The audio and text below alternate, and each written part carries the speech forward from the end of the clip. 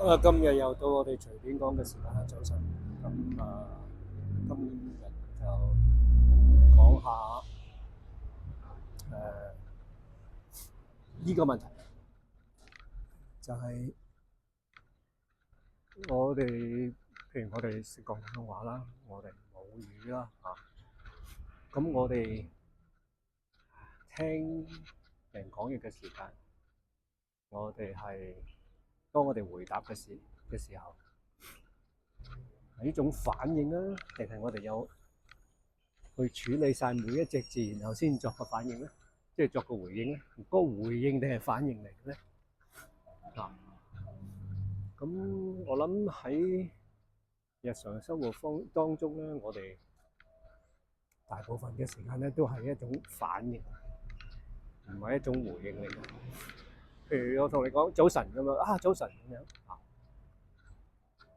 咁到底我哋係聽到晒所有嘅嘢，早晨咩調咩感情講出嚟咩心態講出嚟，定係我哋係一種好快嘅一種 process，咁就之所以佢咁快嘅話咧，你就變咗一種你就係一種反應咁我諗我哋大部分嘅時間咧都係反應嗯，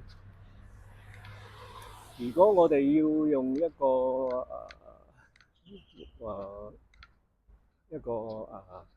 運動嚟做一個對比嘅話咧，咁譬如我哋踢波踢得叻，嗰種叻係咩得嚟嘅咧？係點樣得到嘅咧？就係一種長期去練而得到一個muscle memory 肌肉記憶得嚟嘅一種反應啦。佢已經唔係一種一個初學者咁嘅階段咁簡單，佢已經一種技能嚟嘅啦。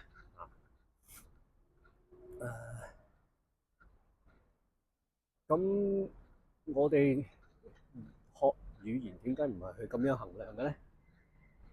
點解唔係話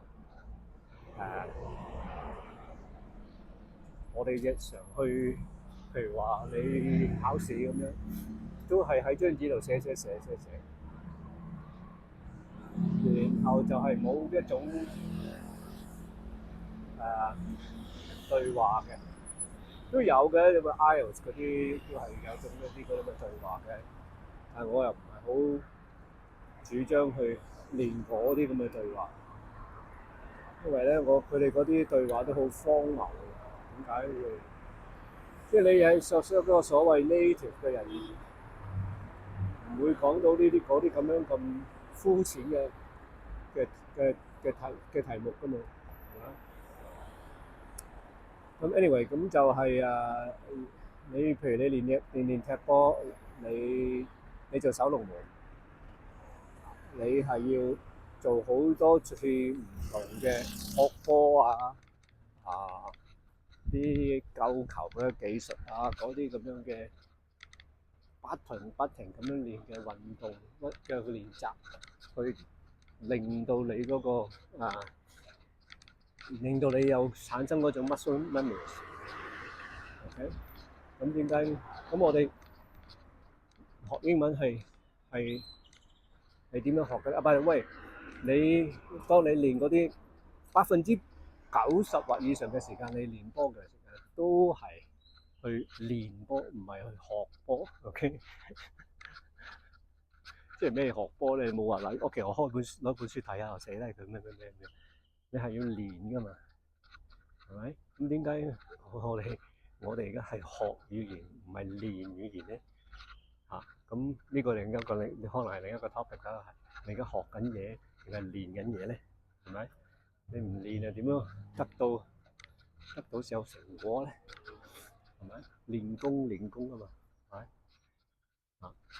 咁我哋所以咧，我哋學練咧語言咧，係要練到某一個地步咧，我哋係嗰個處理嘅速度係去到一個已經係變咗一個反應嘅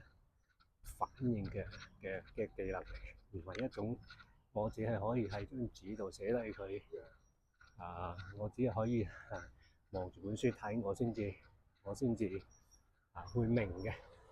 喂，咁好多人話我英文係寫就得，睇就得，讀同講係唔得。咁你根本係極其量都係50%嘅英文嚟嘅啫喎，係咪？